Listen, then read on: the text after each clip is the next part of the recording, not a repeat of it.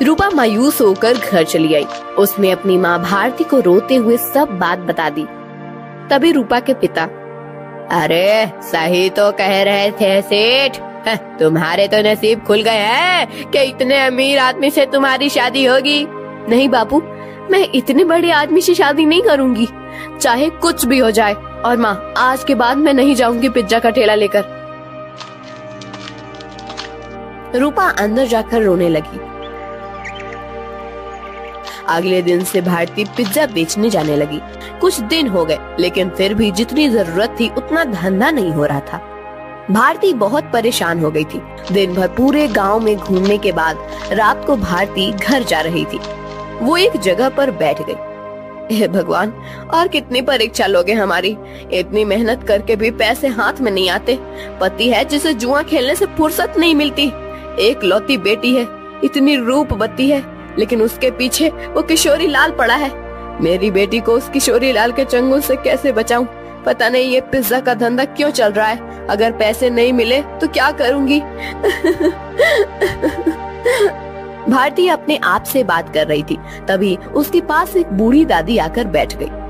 क्या हुआ बेटी, क्यों रो रही हो? क्या बताऊं अम्मा, मेरे जीवन में इतनी परेशानियां हैं कि क्या कहूं।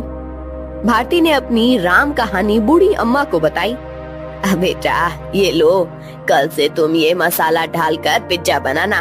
देखना, इस जादुई मसाले से जो पिज्जा बनेगा उसका स्वाद के चर्चे दूर दूर तक होंगे।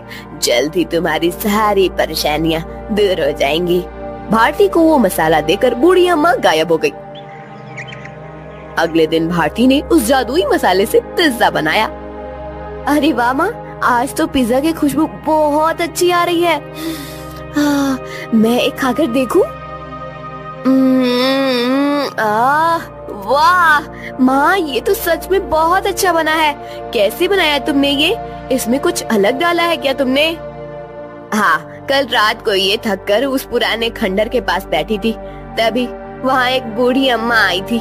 मैं बहुत परेशान होकर रो रही थी। तभी उन्होंने मुझे मेरे रोने का कारण पूछा।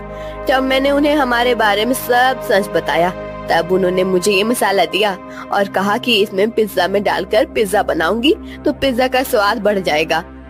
वही मसाला में डाला है अभी इसमें। क्या? उस खंडर के पास? माँ, तुम्हें पता नहीं वहाँ क्या है? तुम इतनी डर क्यों रही हो? ऐसा क्या है वहाँ पर?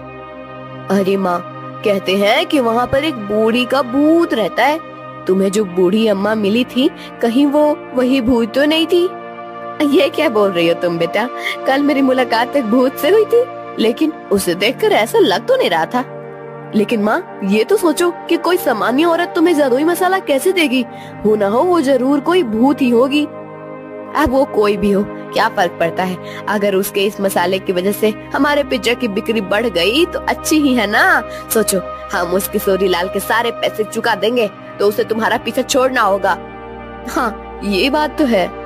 सिर्फ एक बात याद रखना, किसी को कानो कान खबर ना हो कि हमें किसी भूतनी ने जादुई मसाला दिया था। भारती अपना ठेला लेकर निकल पड़ी। जादुई पिज्जा की महक पूरे गांव में फैल रही थी। अरे भारती, आज तो बहुत बढ़िया खुशबू आ रही है तुम्हारे ठेले से। जरा एक दो पिज्जा खिलाओ तो। भारती ने लालचंद को गर्मा गर्म पिज्जा सॉस के साथ दिया। लालचंद पिज्जा खाने लगा। अरे वाह, क्या स्वाद है। वाह वाह, मजा आ गया। भारती, क्या खूब पिज्जा बनाया है आज तुमने।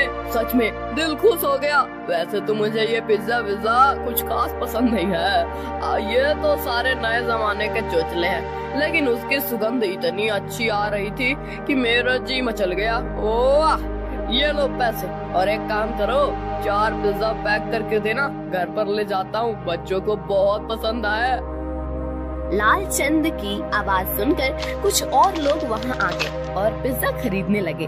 भारती बहुत ज्यादा खुश हो गई, क्योंकि आज उसकी बोनी ही एकदम बढ़िया हो गई थी।